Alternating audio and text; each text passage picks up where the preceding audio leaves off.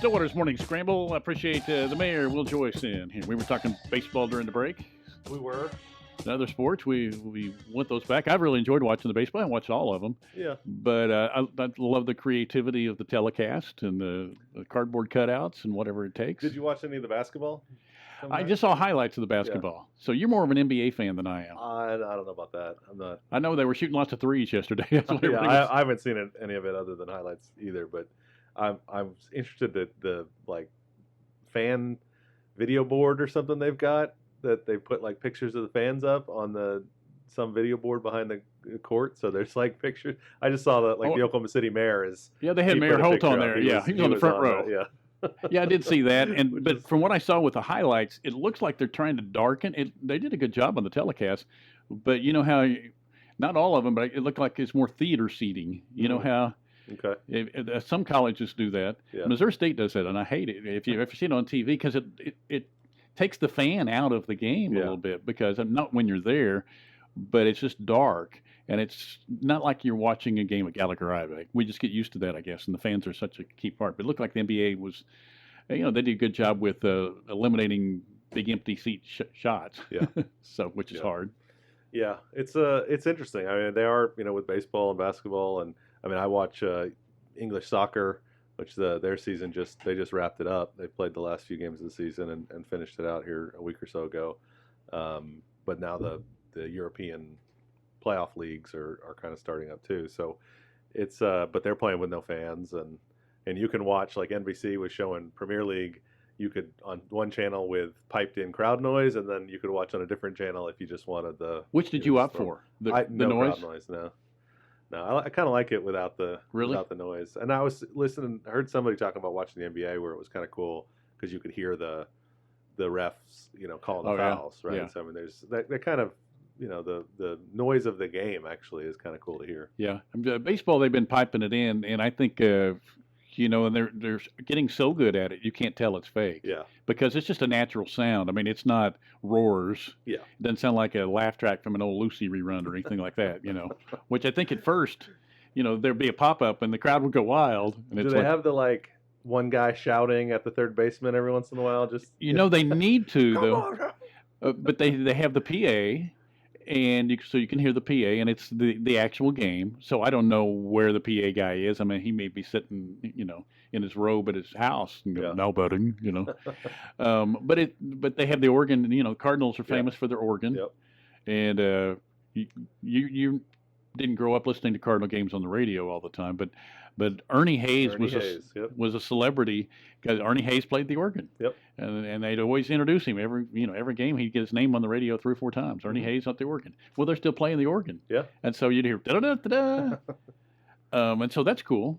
And you just kind of forget that the fans are not there. Yeah. But I don't know what the players are hearing. Yeah, I think it's got to be a little weird for them too because you're not. I'm sure. Well, I don't think they're piping in the crowd noise to the stadiums.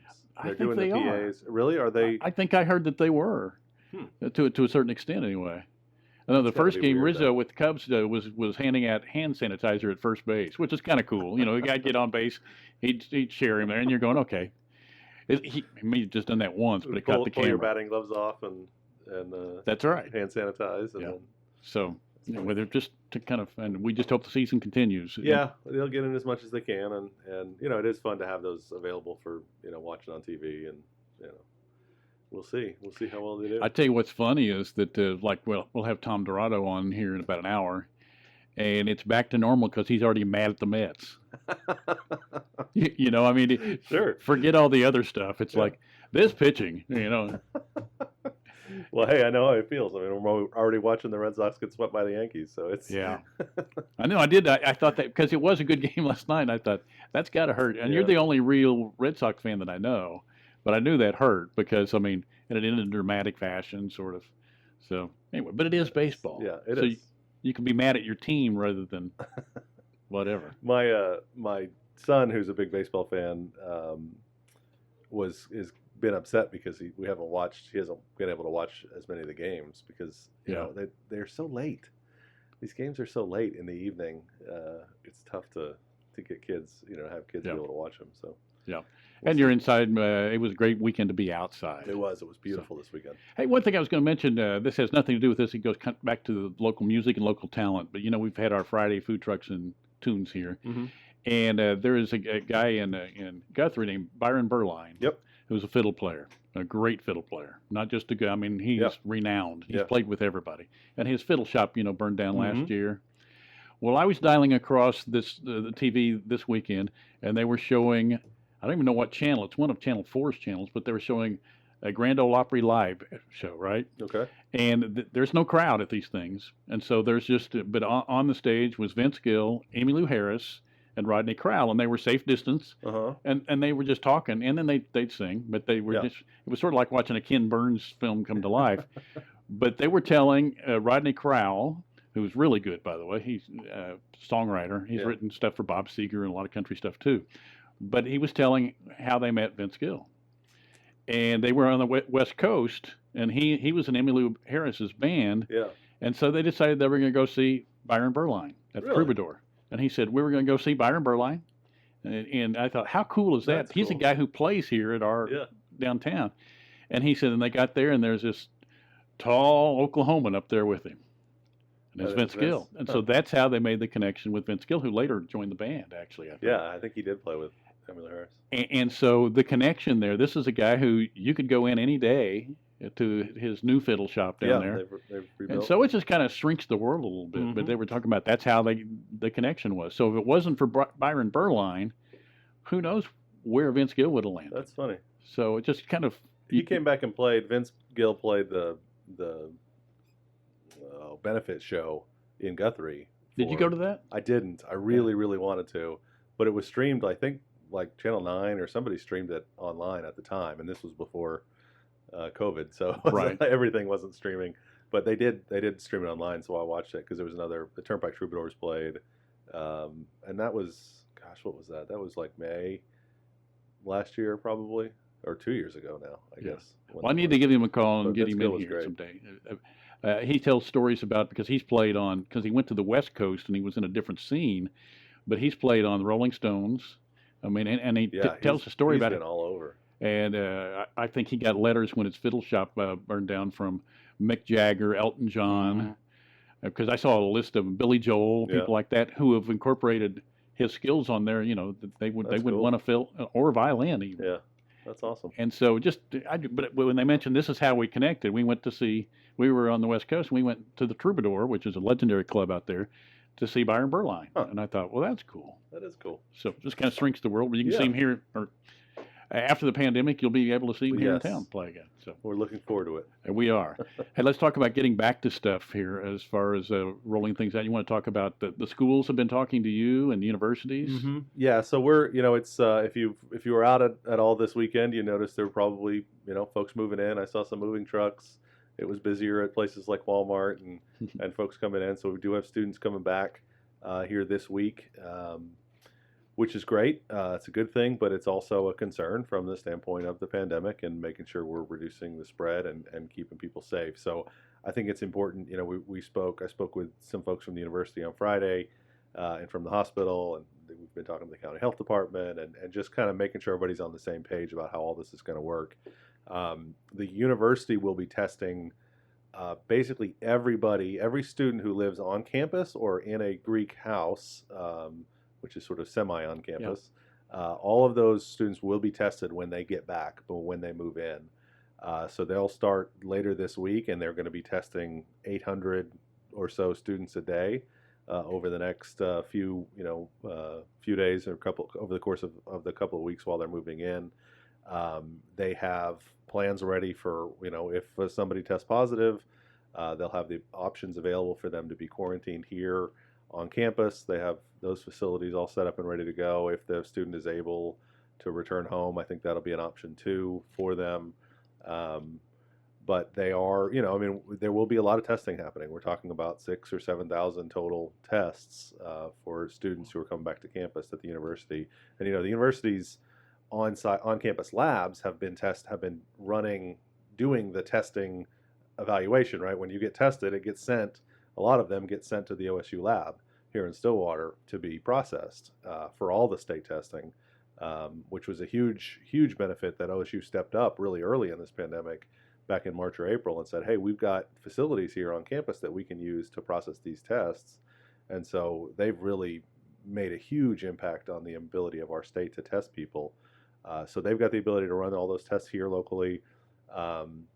They've got plans for how they're going to handle folks if they do test positive. I think everyone in the community needs to be aware that those will all be reported as local test results, right? So it's very likely that you'll see those numbers start to climb back up, kind of like what we saw early in June. With a number of positive cases being reported in Stillwater. I think we all need to be prepared to see those numbers rise. Now, like I said, the university is prepared, in the sense of if those are students that are being tested positive, then they will, they do have quarantine plans, they have contact tracing, they've been working with the county health department. The county health department's all ready to do all the contact tracing that they normally do on every positive case. So I feel very comfortable about where the university is in terms of bringing these students back and doing the testing that they're going to be doing and having those plans in place. I think the important thing for a lot of the community to understand is we are going to see a rise in positive cases here over the next few weeks. That is going to be the case, just like I said, like we saw in June. Assuming those continue to be among folks who aren't requiring hospitalization and aren't requiring additional medical care, I think we're in good shape to be able to handle that. We will locally be continue to watch the hospitalization numbers and continue to watch sort of the demographics of positive tests to see, how the disease is spreading and if it is going to cause problems for us in Stillwater before we decide how to act. Do we know how the hospitalization is right now? It seems like the last number I heard, there was one in ICU, I think as of last Wednesday or something like that. Yeah. And the number was that we're still doing pretty well. They are. They've got just a couple, I think. At least the last numbers I saw were just one or two folks that are currently COVID positive here in Stillwater Medical Center. So we'll be, again, keeping track of that. They had, here over the last couple of weeks, they had gotten up into 5, 6, 7 folks, and so we'll continue to watch that. That is one of the main factors from the city's perspective in trying to determine if additional steps are needed is, again, that hospital capacity and the healthcare system's ability to handle it. Now let's go back to the university if we could. You mentioned the Greek life a little bit. What are the rules for size of gathering? Because that's a very social existence. Yeah, and currently I don't know that the university has any specific rules about size of gathering for now. The city doesn't have any restrictions on the size of gathering. And so at this point, we're not, we don't have anything in place. So it'll be, I mean, with a fraternity or a sorority or a residence hall, you're going to have students who live in close proximity, and they're going to be, the way I understand the rule is if you live on campus, you have to wear a mask everywhere but your room. Is that correct? That's my understanding as well. That the university is requiring masks to be worn, and that students will, out and about on campus and wherever they are, they will be required to wear masks. That's part of the reason, the university came and supported the mask ordinance in Stillwater was so that we would have that consistent application. I mean, if students are being asked to wear them on campus, we want to make sure that everybody else is also wearing them off campus. And so, yeah, I mean, those. I don't know that rules because it's not student living as much. That if you live in a fraternity house, sorority house, how do those apply? I don't know. I think they apply. I mean, I think the university's campus rules will apply. Do they? Okay. To the Greek housing.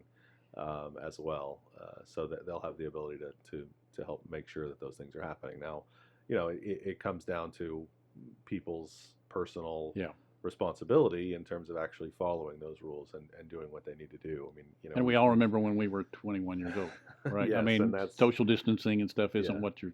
No, and that's not what they're here to do, right? Right. So it is tough, but I think we'll have people understand the university's doing a good job of communicating with their students and with staff and with the folks that they're dealing with to make sure everybody understands the importance of this. I mean, we want school to happen. We want students to be here on campus. We want to be able to do as much of the normal activities as we can.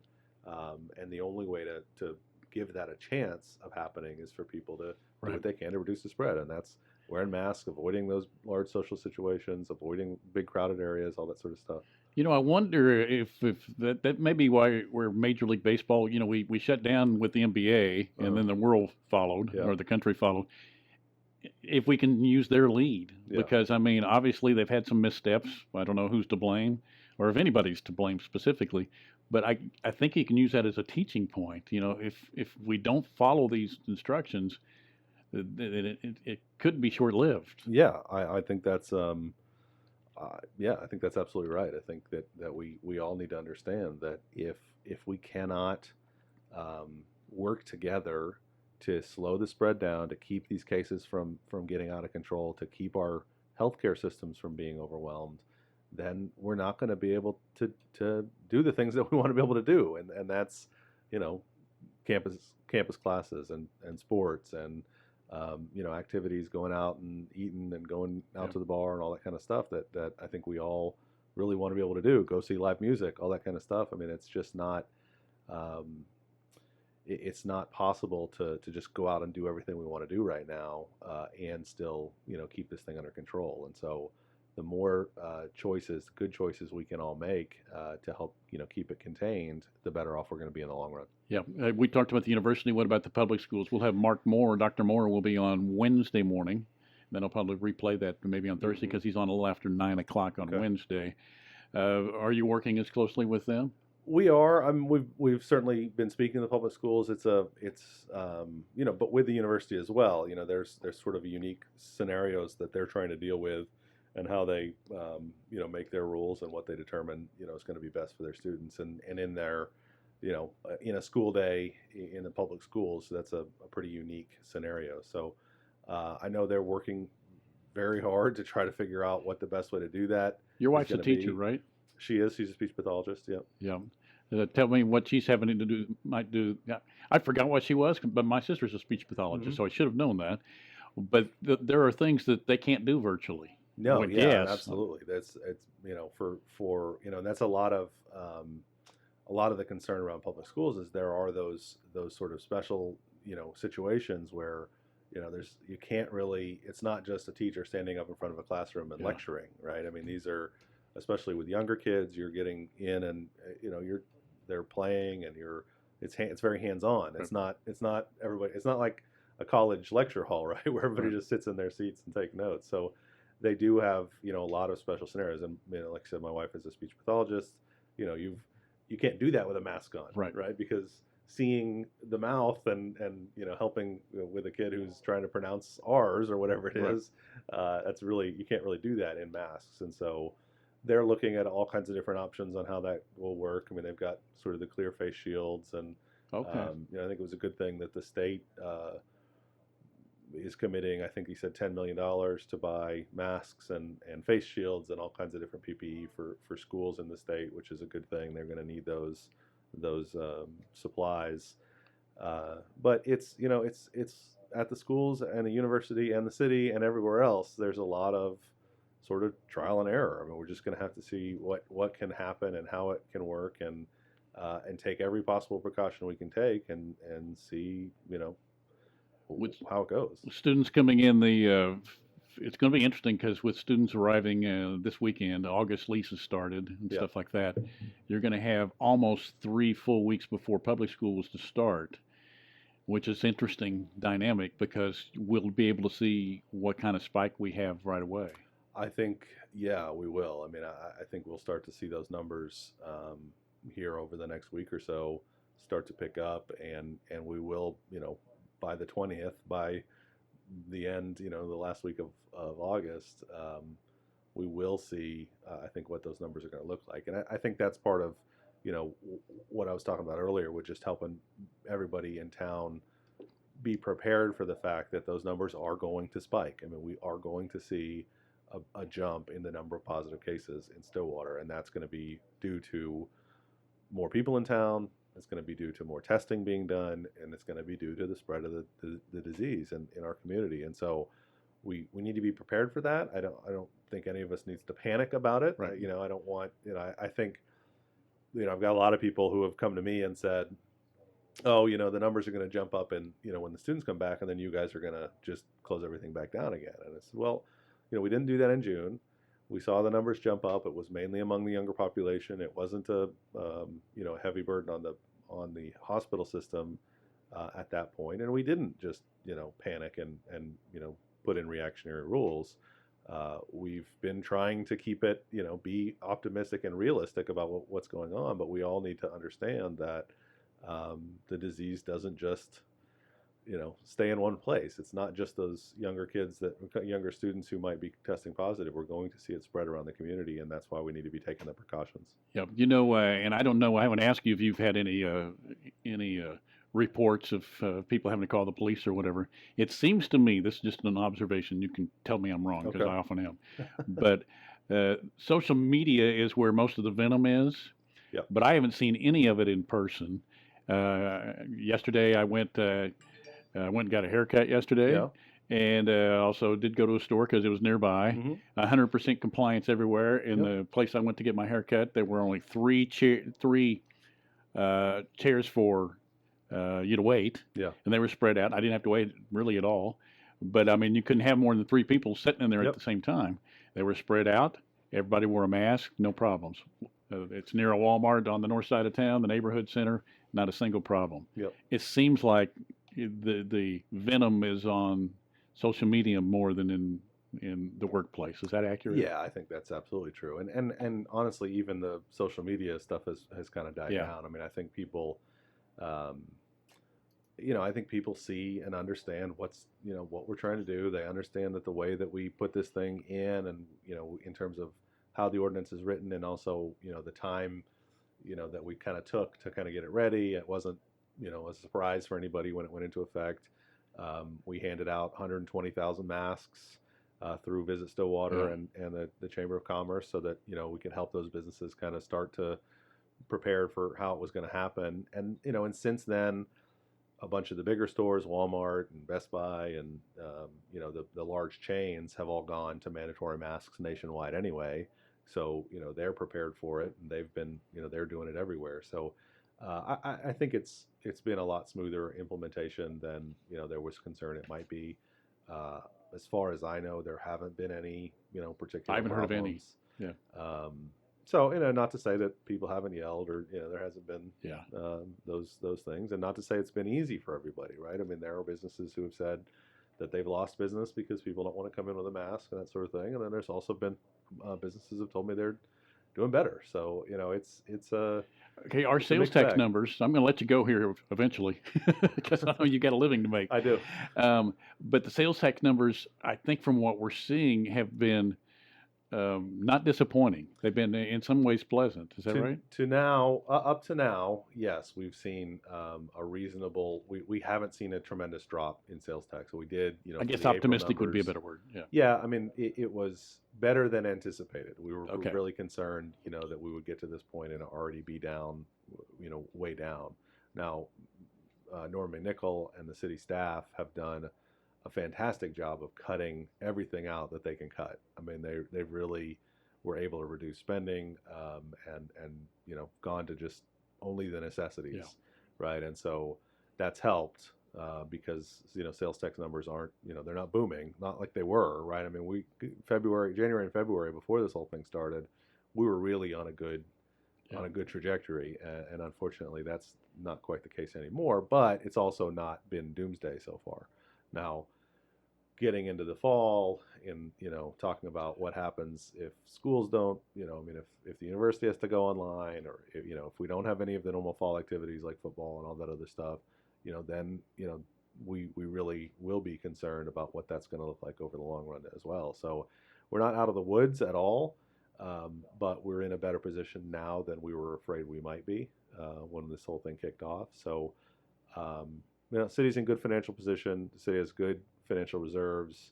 I think has been stewarded really well over the past decade in terms of being ready for potential downturns, and having reserves in place, and having good fiscal practices so that this stuff isn't as we have the flexibility to respond in situations like this.